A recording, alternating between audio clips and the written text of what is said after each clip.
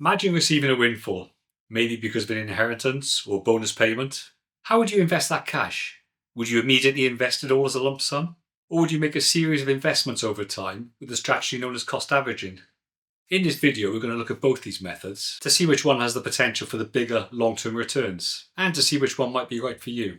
And in doing this, we'll also consider when the best time would be to invest with either option. But before starting, remember that this is a financial education video and should not be construed to be financial advice. All the research and analysis done is based on past performance data, which should not be used as an accurate measurement of what might happen in the future. There have been many studies to compare the two investment methods, often with similar results. One of the most famous was conducted by Megan Finley and Joseph Zorn, who compared performance by using the MSCI World Index returns between 1976 and 2022. And they found that investing a lump sum beat cost averaging 68% of the time over a one-year investment horizon. Using Martin Lewis's money savings expert calculator on his website, I decided to conduct my own crude analysis of the two methods by firstly seeing what a £10,000 lump sum invested up front with an 8% interest rate over 10 years would be, versus £83 invested every month over a 10-year period for a total of £10,000. The result was resounding, with lump sum investing coming out much better than monthly investing by over £7,000.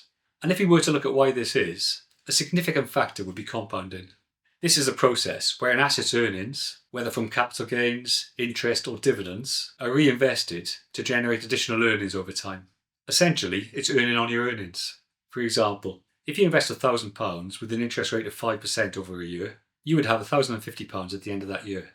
In the second year, instead of earning interest on that £1,000, you're now earning interest on £1,050, so your balance grows even faster. Over time, this can lead to exponential growth, which is why compounding is often referred to as the eighth wonder of the world in finance. And the longer you allow your investments to grow, the more powerful the compounding effect becomes. To further illustrate how powerful compounding is, let's take a look at Jack and Jill, who both retired at 65 but took totally different investment journeys. Both invested $20,000 each year, but Jack started earlier at age 25 and only invested until age 34, investing a total of $200,000. Jill, however, started later at age 35 and continued to invest for 30 years until age 65, investing 3 times more, $600,000 in total.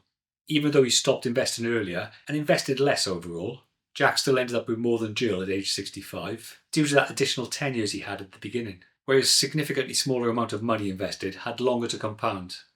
So why do so many successful investors endorse cost averaging for long-term investors, even though seemingly you could be losing thousands by doing things this way? For example, Warren Buffett has advocated the cost averaging strategy, which is where investors consistently buy stocks at regular intervals, maybe by setting up a monthly direct debit, buying shares of a fund or ETF, regardless of the market conditions. Well, for one, timing a market is nearly impossible, and secondly, dollar or pound cost averaging helps investors avoid emotional decision making while still benefiting from long-term growth. His advice is simple: stay consistent, avoid trying to predict short-term market movements, and focus on long-term investing, as trying to time the market is risky, and that consistently investing over time, regardless of market fluctuations, can lead to better results. And to get those better potential returns from lump sum investing will potentially mean you taking on more risk. For example, as a lump sum investor, it would seem sensible to wait for the best possible time to enter the markets and to try and buy your shares when the markets are low and shares are cheaper, rather than when markets are high and shares more expensive. But you've probably heard that term, time in the market beats time in the market. In waiting for that opportune moment to invest, you risk being out of the market for long periods. And when that right time seemingly presents itself, and you are absolutely sure that the market has reached the bottom, you don't have a crystal ball and you don't know whether the market will fall further the next day. Should you therefore hold on a little bit longer, just one more day maybe? You might get lucky, but it's impossible to predict the market, and in doing so, the delay will undoubtedly cause cash drag on your portfolio, as it won't be getting those market returns or taking advantage of your precious compounding time. And when you finally make that plunge, pull the trigger, what do you do when the markets suffer a big drop the day after? Will you panic, pull your investments out and realise those losses? The chances are that your heart might start ruling your head in these circumstances, if those losses are big enough. If you'd invested a lump sum early in 2008, you would have seen the value of your portfolio fall 30% as the financial crisis set in. Are you emotionally prepared for this? And if you are enjoying the content of this video, then please consider giving me the thumbs up, subscribing to my channel, and to turn on your notifications so you know when I posted new content. If you purchase regularly through cost averaging, you can still suffer big losses, but you're less likely to suffer the same large market movements that you would if you were a lump sum investor, and therefore get a less volatile investing journey, as you'll be purchasing the average share price over a period of time, rather than at any given moment. This lower risk will give you a lower return if the research we looked at plays out, but investing is not just about money, as your emotions are also in play, and your emotions could cost you dearly in investing. If you are risk averse and more cautious, cost averaging could reduce your chances of making costly, knee-jerk financial decisions. Having now discussed the two methods, could market conditions be a factor in what method you decide to choose? Well, if the market has just seen a significant drop, then investing in a lump sum might make more sense if you could be sure that the market won't fall further, which you can't, and this then brings us back to market timing issues again.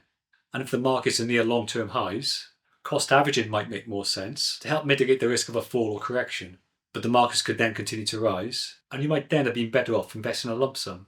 So what should we consider to help us choose between the two?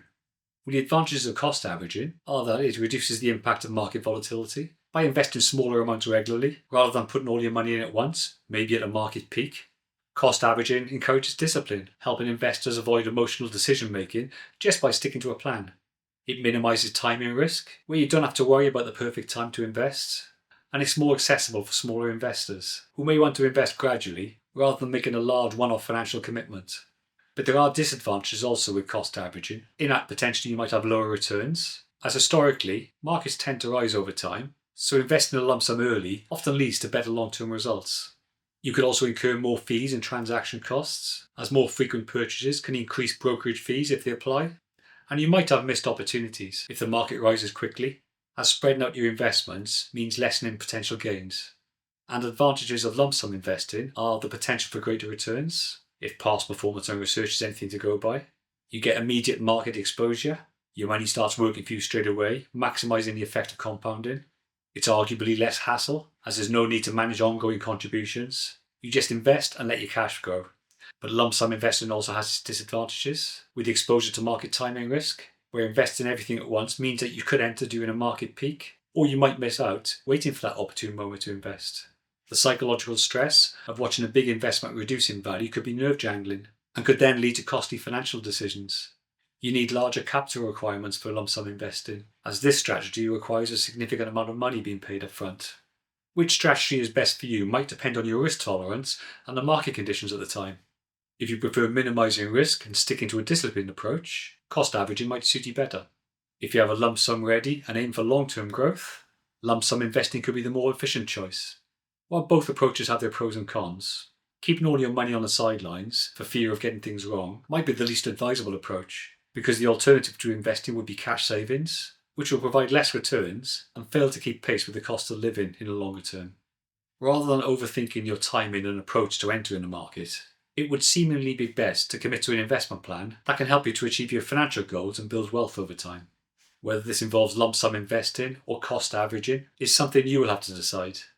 Whichever you choose, the most important thing is to get started on your investment journey and to stick to your plan. The best time to invest is always as soon as possible if you want to take maximum advantage of compounding. Investing is a long-term game, and staying disciplined during short-term market volatility is the key to success.